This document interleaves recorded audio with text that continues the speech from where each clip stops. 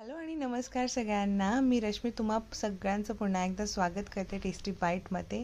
तर आज आपण बघणार आहोत मस्त गरमागरम क्विक बनणारं लेग पीस फ्रायची रेसिपी.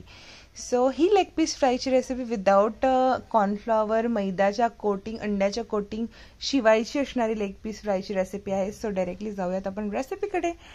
सुंदर अशी गरमागरम बनते ही लेग पीस फ्रायची रेसिपी. जाऊयात आपण रेसिपीकडे.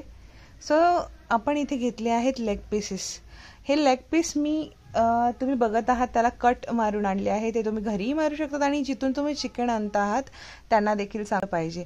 सो इथे बघत आहात तुम्ही मी हे जे लेग पीसेस आहेत त्याच्यावर एक पूर्ण लिंबू स्क्वीज केला आहे, छान पद्धतीने पिळून घेतला आहे त्या पूर्ण लेग पीसेसवर.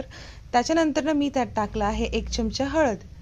1 चमचा हळद टाकल्यानंतर मी त्याच्यामध्ये टाकणार आहे 2 मोठे चमचे आलं लसणाची पेस्ट.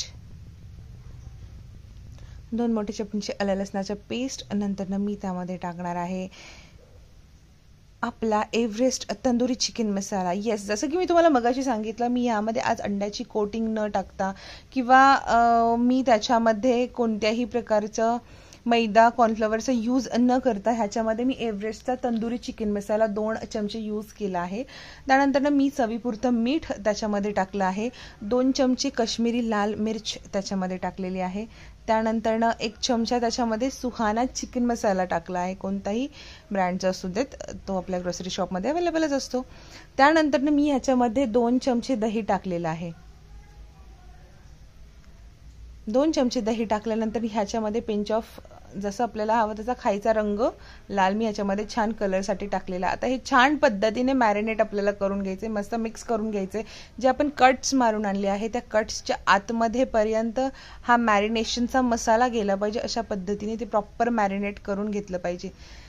येस, तर इथं आपलं चिकन छान पद्धतीने मॅरिनेट झालेलं आहे.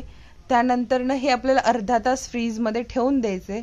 अर्धा तास फ्रीजमध्ये ठेवल्यानंतर अर्धा ते 1 तासानंतर जेवढा वेळ जास्त तुम्ही ठेवाल तेवढं जास्त ते छान पद्धतीने मुरले जाईल आणि तेवढा जास्त छान पद्धतीने ते क्विकमध्ये खायला रेडी होईल. सो येस, मी अर्धा तास ते 1 तास मी फ्रीजमध्ये मॅरिनेशनसाठी ठेवलं होतं.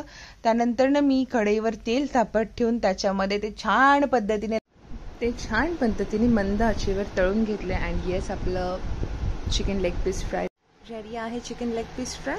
तो येस, थँक्यू. अजूनही चॅनलला तुम्ही सबस्क्राईब केलं नसेल तर सर्वात पहिली जाऊन सबस्क्राईब करा, लाईक करा, शेअर करा, फॉलो करा.